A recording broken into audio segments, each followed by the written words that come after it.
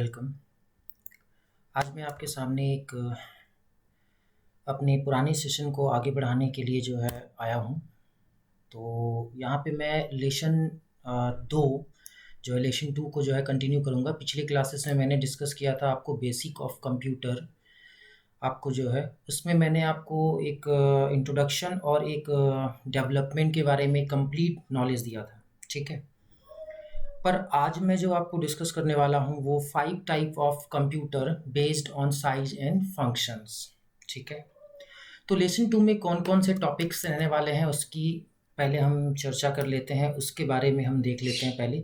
इसके बाद हम कंप्लीट चीज़ों पर धीरे-धीरे डिटेल्स में जाएँगे। तो लेसन 2 में जो मैं आपको डिस्कस करने वाला हूँ दैट इज़ माइक्रो कंप्यूटर। इसके अंदर आपको कुछ पार्ट्स आते हैं। माइक्रो कंप्यूटर के अंदर आपको डेस्कटॉप आता है, लैपटॉप आता है, प्लैंकटॉप आता है, नोटपैड आता है, साथ ही टैबलेट भी आता है, ठीक है? टैबलेट के बाद अगर हम बात करते हैं, अगर माइक्रो कंप्यूटर के बाद का जो सेशन रहा है वो हमारा रहा है वर्क स्टेशन कंप्यूटर। तो वर्क स्टेशन कंप्यूटर के बारे में भी मैं आपको डिटेल में डिस्कस करूँगा बच्चों। और इसके बाद जो आएगा आपका मिनी कंप्यूटर भी बहुत इम्पोर्टेंट है, बहुत जगहों पे काम आता है इसका। इसके बाद अगर हम बात करते हैं मेन फ्रेम कंप्यूटर क्या है ये भी हम डिटेल में डिस्कशन करेंगे। इसके बाद लास्ट एंड फाइनल आता है सुपर कंप्यूटर बहुत इंपॉर्टेंट कंप्यूटर है। इसके बारे में भी मैं आपको बहुत ही अच्छी जानकारियाँ दूंगा, जिससे आपको नॉलेज भी रहेगा और किसी भी तरह के क्वेश्चंस को सॉल्व करने के लिए, चाहे वो 6 to 10 के बेसिक्स क्वेश्चन हो, चाहे वो कंपटीशन लेवल के भी क्वेश्चंस अगर आते हैं, तो वहाँ पे भी बहुत सारे ऐसे टॉपिक्स मैं डिस्कस कर दूंगा कि आपको कंपटीशन लेवल पे भी कहीं भी कोई भी आंसर किसी क्वेश्चन का देने में कहीं भी प्रॉब्लम नहीं होगा दोस्तों, ठीक है? तो चलिए हम आगे बढ़ते हैं। तो फर्स्ट थिंग मैं आपको कंटिन्यू करता हूँ यहाँ से। तो यहाँ से मैं आपको कंटिन्यू करूँगा। सबसे पहले हम डेस्कटॉप के बारे में जानेंगे कि डेस्कटॉप होता क्या है, व्हाट इज़ डेस्कटॉप, करेक्ट? तो सबसे पहले मैं हिंदी में डिस्कस कर देता हूँ। डेस्कटॉप एक पीसी है जिसे डेस्क या टेबल पर या उसके नज़दीक इस्तेमाल करने के लिए बनाया गया है, ठीक है? ये पोर्टेबल नहीं होता है। एक डेस्कटॉप पीसी में एक माउस, एक कीबोर्ड और एक बेस इकाई होता है, ठीक है? जिसमें कंप्यूटर का भाग शामिल है।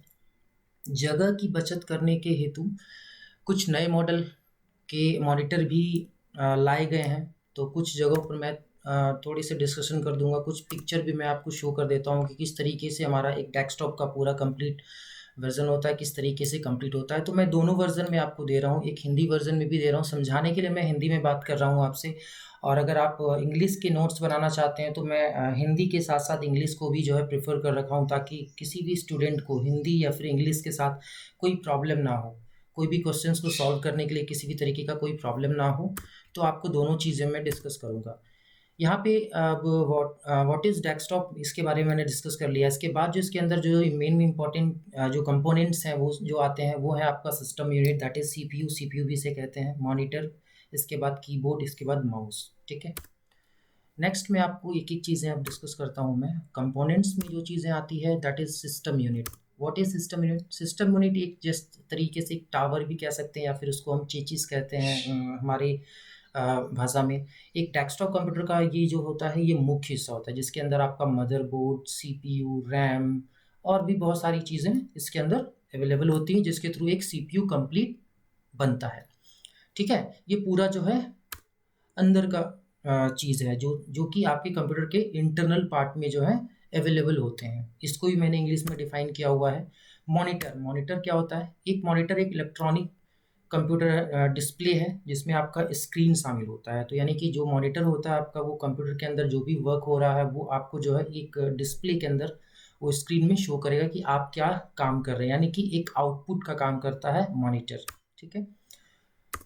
इसके बाद अगर हम बात करते हैं माउस क्या है? माउस के बारे में देख लेते हैं। माउस एक उपकरण है जिसमें आपका स्क्रीन पर कर्सर या पॉइंटर की गति को नियंत्रित करता है। यानी कि आप जब कोई भी काम कर रहे होते हैं तो माउस से काम करना बहुत आसान होता है। यानी कि आपके कंप्यूटर के अंदर जहाँ भी आपको जो भी काम करना है वो आपके पॉइंटर के थ्रू जो है, आपके कर्सर के थ्रू उसको नियंत्रित करेगा ताकि काम करना आसान हो जाए, ठीक है? कीबोर्ड के अंदर क्या होता है? कीबोर्ड आपका एक इनपुट डिवाइस है जिसके अंदर इलेक्ट्रॉनिक टाइपराइटर के समान ये काम करता है, जस्ट लाइक तो कीबोर्ड में बटन बने होते हैं, उसमें अक्षर होते हैं, लेटर, संख्या, ये सारी चीज़ें जो है आपका अवेलेबल होता है। बटन्स के अंदर जो है लेटर, नंबर, सिंबल और साथ के साथ कुछ फंक्शंस की भी होते हैं जिसके थ्रू जो है बहुत सारे वर्क होते हैं, बहुत सारे फंक्शंस एक्टिव होते हैं। इसके बाद हम चलते हैं नेक्स्ट पॉइंट पे, laptop. What is laptop? Laptop में क्या होता है, लैपटॉप एक बैटरी और अल्टरनेटिव करंट जो कि एसी से, दोनों से चलता है। आपका एसी से भी चलेगा और बैटरी से भी चलेगा। तो बैटरी जो होता है वो आपका डीसी करंट देता है, और एसी जो है आपको पता है अल्टरनेटिव करंट आपको, यानी कि लाइन से भी आप चला सकते हैं, करंट से भी आप चला सकते हैं। ये बहुत ही छोटा साइज का होता है, मतलब इतना कह सकते हैं कि इसको पोर्टेबल कर सकते हैं आप, करेक्ट। यह जो है आपका, इसकी जो एलईडी होती है, लाइट इमिटिंग एलईडी, ठीक है, लाइट इमिटिंग डायोड के थ्रू जो है ये आपका काम करता है। कंप्यूटर स्क्रीन जो उसके ऊपरी भाग में लगा होता है वह एक पर्सनल कंप्यूटर की तरह होता है, जिसको हम लोग क्लीम सेल के नाम से भी जानते हैं। और निचले भाग में एक कीबोर्ड होता है जिसके थ्रू हम लोग कीबोर्ड का सारा काम करते हैं, यानी कि जस्ट लाइक जैसे डेस्कटॉप में कीबोर्ड होता है उसी तरीके से यहाँ भी आपको एक कीबोर्ड मिलेगा जिसके थ्रू सारे वर्क होंगे, ठीक है। ये आपका जो है क्लैम सेल है, यानी कि आप जब लैप करते हैं कंप्यूटर को अपना, तो ये जो एरिया होता है लैप करने का वो आपका जो है क्लैम सेल के नाम से जाना जाता है। और मैंने पिक्चर में भी दिखाया है कि कंप्यूटर के अंदर जो लैपटॉप के अंदर जो क्या क्या फंक्शंस होते हैं, क्या क्या चीज़ें, छोटी छोटी चीज़ें लगाई जाती हैं जिसके थ्रू एक पूरा कंप्यूटर डिज़ाइन होता है, ठीक है। आगे बढ़ते हैं हम लोग। लैपटॉप के बाद एक आता है प्लाम टॉप। पाम टॉप क्या है ये? पाम टॉप भी बहुत कम यूज़ होने वाला है, उतना ज़्यादा यूज़ नहीं होता। ये कंप्यूटर के तरीके का ही है, जस्ट एक लैपटॉप का छोटा रूप है जिसको हथेली में रख कर भी चलाया जाता है। इसकी क्षमता लैपटॉप से थोड़ी सी कम होती है, ठीक है। ये चीज़ हो गया। लैपटॉप को कहाँ कहाँ यूज़ करते हैं इसके बारे में मैंने लेवल 1, लेवल 2, लेवल 3, लेवल 4 के तरीके से मैंने इसको डिस्कस किया हुआ है कि कहाँ कहाँ ये यूज़ में आता है। आप देख सकते हैं यहाँ पे जो है सारी चीज़ें। आप जब भी आपको नोट बनाना हो तो आप वीडियो को पॉज करके इसको नोट कर लें, ठीक है। वैसे मैं आपको जो है डिस्क्रिप्शन में भी जो है आपको मैं एक लिंक दूंगा जिसके थ्रू इसका एक पीडीएफ वर्जन आपको डाउनलोड हो जाएगा, जहाँ से आप इसको जेरोक्स करा के आप इसको जो है स्टडी के लिए यूज़ कर सकते हैं, ठीक है। तो इस पर मैं ज़्यादा डिस्कस नहीं करता हूँ। इस पर कोई भी अगर आपको डाउट आता है तो इसके लिए मैं अलग से एक वीडियो बना दूंगा जिसके अंदर आपको इसकी कंप्लीट डिटेल होगी, ठीक है। चलो आगे बढ़ते हैं। इसके आगे की बात करता हूँ अगर मैं, तो यहाँ पे आपको मैं आगे नोटपैड के बारे में थोड़ा सा बता देता हूँ। नोटपैड क्या है, कि what is notepad? Notebook, notepad को नोटबुक भी कहते हैं। एक नोटबुक कंप्यूटर एक बैटरी के थ्रू ही ये भी चलता है, एक ये भी एक पर्सनल कंप्यूटर ही है। बट ये क्या होता है कि ये लैपटॉप से भी छोटा होता है, एक ब्रीफकेस के आकार का हो गया। ये आसानी से जो है एक जगह से दूसरी जगह ले जाना बहुत आसान होता है। आप चाहे इसको एरोप्लेन में जाकर जो है आप लेके जा सकते हैं, या फिर आप अपना लाइब्रेरी में लेकर जा सकते हैं, यानी कि किसी भी तरीके का छोटा काम है, ज़्यादा इजी वे में अगर काम करना है आपको, ज़्यादा वज़न के साथ नहीं आपको ट्रैवल करनी है, तो ऐसे सिचुएशन में आप ये नोटपैड को यूज़ कर सकते हैं। बहुत ही उपयोगी चीज़ होता है ये, बहुत ही अच्छा चीज़ है, बहुत सारे लोग यूज़ करते हैं इसको। इसके बाद लैपटॉप और नोटपैड के बीच में मैं एक डिफरेंस बता देता हूँ, इन दोनों के बीच क्या डिफरेंस है। तो आपको पता होगा लैपटॉप पूरी तरह से डेस्कटॉप कंप्यूटर की तरह ही बनाया गया है, लेकिन इसको छोटा बनाया गया है, कम वज़न का बनाया गया है, ताकि आप इसे आराम से कहीं भी ले जा सकें, ठीक है। लैपटॉप को गोद में भी रखकर चला सकते हैं। बट अगर हम यहीं पर बात करते हैं नोटबुक कंप्यूटर की, तो नोटबुक कंप्यूटर क्या होता है कि जितने भी लैपटॉप वाले फीचर होते हैं, ठीक है, जितने लैपटॉप में जो फीचर होते हैं वो फीचर आपको नोटपैड में उतने नहीं मिलेंगे। नोटपैड में क्या होता है कि कंप्यूटर की डिस्प्ले स्क्रीन लैपटॉप की अपेक्षा थोड़ी सी छोटी होती है। आज के समय में लैपटॉप और नोटबुक कंप्यूटर में सबसे बड़ा अंतर उनके साइज, मोटाई और वजन का ही है, कि मतलब लैपटॉप थोड़ा सा वजन होता है बट नोटबुक में जो होता है उसमें वजन नहीं होता है, ठीक है। तो ये चीज़ है। तो अगर हम बात करते हैं लैपटॉप में पाए जाने वाले फीचर नोटबुक की अपेक्षा काफ़ी अधिक होते हैं। लैपटॉप में बहुत ज़्यादा फीचर होता है, नोटबुक में कम फीचर होता है। बट वो ठीक है कि एक नॉर्मल चीज़ों को, जैसे मीटिंग में आप जा रहे हैं तो ज़्यादातर वर्ड का ज़रूरी होता है, तो वर्ड के अकॉर्डिंगली जो है आपका एक्सेल, पावर पॉइंट, ये सब चीज़ें, वर्ड, ये सब चीज़ें आप ईज़िली चला सकते हैं। बट हाँ, अगर आपको ज़्यादा हैवी डिज़ाइन करनी है तो ऐसे सिचुएशन में आपको लैपटॉप के ऊपर जाना पड़ेगा, ठीक है। नेक्स्ट मैं आपको डिस्कस कर देता हूँ टैबलेट। टैबलेट भी बहुत इंपॉर्टेंट है, आजकल बच्चे भी टैबलेट बहुत यूज़ करते हैं। अगर हम टैबलेट की बात करें तो ये एक वायरलेस टाइप का है, टच स्क्रीन पर्सनल कंप्यूटर भी इसको कह सकते हैं। नोटबुक से भी छोटा होता है ये, तो ये एक स्मार्टफोन से बड़ा होता है, यानी कि नोटबुक से थोड़ा सा जो है छोटा होगा, और स्मार्टफोन जो आप यूज़ करते हैं, जो कि घर में फ़ोन यूज़ करते हैं आप, तो फ़ोन से थोड़ा सा बड़ा होता है। ठीक है, तो इसका जो नेटवर्क होता है ये इसमें जो है आप बहुत तरीके के एप्लीकेशन के साथ बनाए जाते हैं, जिसमें जो है आप एप्लीकेशन भी यूज़ कर सकते हैं, वेब ब्राउज़र के साथ साथ गेम भी शामिल होता है, तो आप गेम भी खेल सकते हैं, इंटरनेट यूज़ कर सकते हैं, व्यावसायिक के अनुसार भी उसको उपयोग कर सकते हैं, यानी कि बिज़नेस टाइप में। ठीक है, आजकल के तो आपने देखा हो कि टीचर लोगों को भी अटेंडेंस बनाने के लिए टैबलेट का यूज़ करने को दिया गया है। तो इस सिचुएशन के लिए ईज़ी होता है कि किसी पर्टिकुलर चीज़ों को यूज़ करने के लिए उस तरीके से टैबलेट को हम यूज़ कर सकते हैं। मैंने यहाँ पे कुछ बेस्ट ब्रांड भी जो है आपको मैंने दिखाया कि कौन-कौन से बेस्ट ब्रांड हैं जो कि इंडिया एंड वर्ल्ड में जो है मूव कर रहे हैं। जैसे कि इसमें से मैं इम्पोर्टेंट की बात कर देता हूँ, बाकी मैंने यहाँ पे मेंशन किया हुआ है। तो सबसे पहला है एप्पल आईपैड, इसके बाद है सैमसंग, इसके बाद ज़ाओमी टैबलेट है, फिर ऑल गैलेक्सी टैब है, गैलेक्सी के अंदर भी बहुत सारे टैब आते हैं। ठीक है, सोनी टैबलेट हैं, एलजी टैबलेट्स हैं, इसके बाद माइक्रोसॉफ्ट के भी टैबलेट्स हैं, एचपी के भी आए हुए हैं, गूगल टैबलेट्स भी आए हुए हैं, बहुत ही ऑसम। आपका अगर मैं बात करता हूँ तो कम रेंज में जो है अच्छी, अगर आप टैबलेट लेना चाहते हैं तो आसानी से आप ज़ोमी या फिर सैमसंग को यूज़ कर सकते हैं। ठीक है, नेक्स्ट चलते हैं नेक्स्ट टॉपिक के लिए। जो टॉपिक है वो आपका वर्क स्टेशन कंप्यूटर है। वर्क स्टेशन कंप्यूटर में क्या होता है, इस पर मैं डिस्कस कर लेता हूँ। वर्क स्टेशन में जो है दो तरीके से यूज़ होता है, या तो वर्क स्टेशन कह सकते हैं, और वर्क स्टेशन और क्लाइंट में कुछ खास डिफरेंस नहीं होता है। वर्क स्टेशन और क्लाइंट का क्या डेफिनेशन है मैं आपको बता देता हूँ। वर्क स्टेशन एक कंप्यूटर ही है जिसको हम स्टैंड अलोन सिस्टम के रूप में भी ये काम करता है। ठीक है, ये पर्सनल कंप्यूटर के समान ही कार्य करते हैं, लेकिन इसके तुलना में जो होता है ना, ये जैसे लैपटॉप या डेस्कटॉप, इसके तुलना में ये बहुत ही तेज़ होता है, बहुत ज़्यादा तेज़ होता है। मतलब अगर हम लैपटॉप की बात करते हैं और यहाँ पे वर्क स्टेशन कंप्यूटर की बात करते हैं तो वो बहुत ज़्यादा फास्ट होगा। इसकी ऑपरेटिंग सिस्टम में जो होता है, इसमें आप कोई भी ऑपरेटिंग सिस्टम यूज़ कर सकते हैं। जनरली ज़्यादातर इसमें यूनिक्स ऑपरेटिंग सिस्टम को वर्क में लाया जाता है। ठीक है, तो ये ज़्यादातर जो है व्यक्तिगत या घरेलू के बजाय व्यावसायिक क्षेत्र में यूज़ होता है, यानी कि जो ऑफिशियल वर्क में होता है। जैसे कि इसमें बहुत सारे कंपनीज़ हैं जो विकसित किए थे, जिन्होंने मैक्रो सिस्टम्स ने, फिर आईबीएम ने, फिर डीआईसी कंपनी ने भी वर्क स्टेशन को विकसित किया हुआ है। ठीक है, जिन्होंने मतलब अपनी ऑफिस में इसको जो है यूज़ करने के लिए लगाया गया है। जो बड़े ऑर्गेनाइजेशंस होते हैं, बड़ी कंपनियां होती हैं, वो लोग इसको यूज़ करते हैं, क्योंकि इसकी जो स्पीड होती है वो बहुत ज़्यादा होती है, साथ के साथ इसकी ग्राफिक्स जो होती है और जो इसका माइक्रो प्रोसेसर होता है, ये सारी चीज़ें बहुत हैवी होती है। तो वर्क स्टेशन कॉन्सेप्ट को चलाने के लिए जो है, इसके लिए बहुत ही ज़्यादा बेहतरीन है कि वर्क स्टेशन के थ्रू अगर हम काम करते हैं किसी बड़ी व्यावसायिक कंपनी में, तो वहाँ पर ये बहुत ही इम्पॉर्टेंट होता है। ज़्यादा से ज़्यादा डेटा को टाइम से जो है फास्ट तरीके से उसको यूज़ किया जा सकता है। ठीक है, इसके बारे में थोड़ा मैं भी डिस्कस कर लेता हूँ।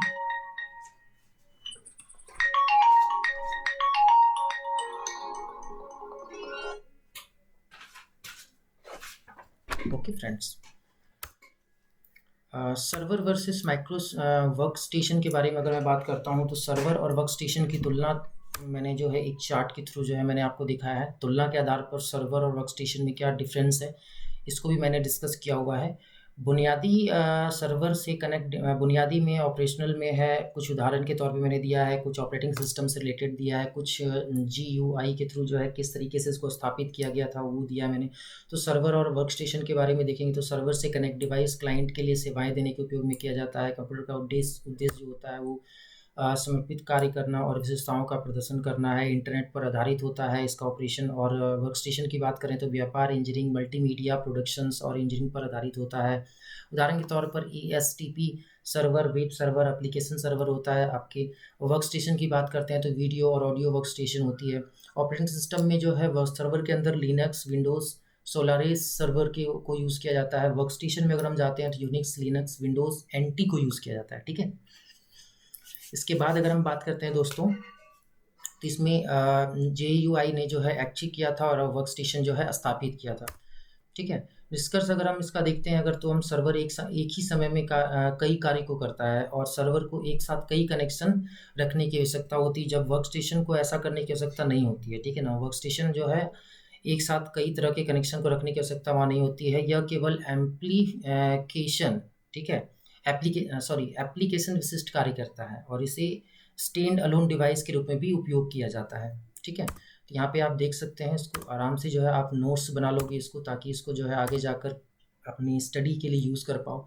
आगे की बात करते हैं mini computer. What is mini computer? Mini computer मध्यम आकार के इन कंप्यूटर की कार्य क्षमता जो होती है वो कीमत और माइक्रो कंप्यूटर की तुलना में अधिक होती है। यानी कि मिनी कंप्यूटर की बात करते हैं अगर, तो मिनी कंप्यूटर आपका जो है माइक्रो कंप्यूटर की तुलना में थोड़ा सा महंगा होता है, जिस कारण ये व्यक्तिगत प्रयोग में नहीं लाया जा सकता है। इस प्रकार के कंप्यूटर को ज़्यादा से ज़्यादा जो है, जब हम इस तरह की कंप्यूटर को खरीदना चाहते हैं तो इसमें क्या होता है कि अधिक एक व्यक्ति एक समय में अधिक से अधिक कार्य कर सकता है। मतलब कि अगर आप ये कंप्यूटर लेते हो, मिनी कंप्यूटर लेते हो, तो मतलब कि आप एक समय में 10 आदमी 20 आदमी भी मिलकर इस पे काम कर सकता है। मिनी कंप्यूटर की गति जो होती है ना, वो 10 से लेकर 30 तक, यानी कि 10 to 30 MIPS मेगा इंस्ट्रक्शंस पर सेकेंड होती है, ठीक है। इसका मैंने इंग्लिश वर्जन भी दिया हुआ है ताकि आपको कोई दिक्कत ना हो नोट्स बनाने में। कुछ मिनी कंप्यूटर के नाम भी अवेलेबल मैंने कराए हुए हैं, जैसे कि HP 900, बाइट S400, RISC 6000। इसके बाद जो है BU है आपका बुल HN DPX2, ठीक है। तो ये सारे जो है आपके टाइम टू टाइम अलग अलग मॉडल हैं जो कि यूज़ में आते हैं। मेन फ्रेम कंप्यूटर क्या है? मेन फ्रेम कंप्यूटर के बारे में भी थोड़ा सा मैं डिस्कस कर लेता हूँ आपसे। ये कंप्यूटर जो है, आकार जो होता है इसका, यानी कि इसका जो साइज होता है, मेन फ्रेम कंप्यूटर बहुत ही बड़े साइज में होता है। ये कंप्यूटर क्या होता है कि इसकी कार्य क्षमता जो होती है बहुत ही ज़्यादा होती है, यानी कि मिनी कंप्यूटर और माइक्रो कंप्यूटर से भी अधिक होती है। तो इसका मतलब है कि ये कंप्यूटर हम उसी जगह पर यूज़ करेंगे जहाँ पर एक बड़ा व्यवसायी हो, जहाँ पर एक बड़ी कंपनी हो, तो वहाँ पे हम मेन फ्रेम कंप्यूटर को जो है इंस्टॉल कर सकते हैं, उस जगह पर हम इसको यूज़ कर सकते हैं। इसका जो मेनली जो काम होता है ना, वो कंपनियों में ज़्यादातर किया जाता है, जहाँ पर आपका जो है बहुत सारी डेटा को एक साथ रखना होता है, या फिर कर्मचारियों को कुछ जैसे सैलरी की भुगतान करनी है। इसका बहुत बड़ा डेटा यानी कि बैंक वाले जगह में या फिर बड़ी-बड़ी कंपनियों में इसका यूज़ होता है, क्योंकि वहाँ पे डेटा जो होता है वो बहुत ज़्यादा डेटा होता है और बहुत कंट्री को मैनेज कर रहा होता है, कंट्री के डेटा को मैनेज कर रहा होता है। तो वैसे सिचुएशन में एक ऐसा कंप्यूटर चाहिए जो बहुत ही फास्ट हो। तो वैसे सिचुएशन में जो है कुछ कंप्यूटर के नाम भी अवेलेबल हैं, जो मॉडल अवेलेबल हैं जो, तो CDS है, UNIVAC 1110 है, साइबर के नाम से भी चल रहा है, IBM 4361 के नाम से भी अवेलेबल है और ICL 39 के नाम से भी अवेलेबल है, ठीक है। नेक्स्ट अगर हम चलते हैं तो सुपर कंप्यूटर, ये बहुत इंपॉर्टेंट है। सुपर कंप्यूटर क्या है, इसके बारे में बहुत लोग सोचते हैं कि क्या है सुपर कंप्यूटर, कितना महंगा होता है, इसके लिए बहुत लोग जानने की कोशिश करते हैं। तो सबसे पहले मैं बता देता हूँ कि सुपर कंप्यूटर होता क्या है। सुपर कंप्यूटर क्या है? एक सामान्य उद्देश्य वाले कंप्यूटर की तुलना में उच्च स्तर प्रदर्शन वाला एक कंप्यूटर है। यानी कि super computer general purpose computer की तुलना में बहुत हाई लेवल की कैलकुलेशन एंड कंप्यूटिंग परफॉर्म कर सकता है। यानी कि ये कंप्यूटर 1000 गुना फास्ट होता है आपके नॉर्मल कंप्यूटर से, इसीलिए इसको हम लोग सुपर कंप्यूटर के नाम से जानते हैं, ठीक है। ये बहुत ही पावरफुल होता है।